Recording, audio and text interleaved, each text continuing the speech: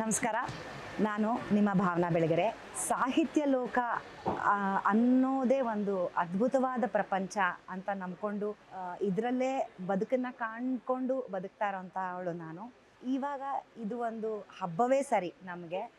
ಎಷ್ಟು ಕಡೆ ಎಲ್ಲಿ ನೋಡಿದ್ರೂ ಮಳಿಗೆ, ಎಲ್ಲಿ ನೋಡಿದ್ರೂ ಪುಸ್ತಕಗಳು, ಎಲ್ಲಿ ನೋಡಿದ್ರೂ ಓದುಗರು, ಇದನ್ನೆಲ್ಲ ನೋಡಿದಾಗ ಬಹಳ ಬಹಳ ಖುಷಿಯಾಗುತ್ತೆ.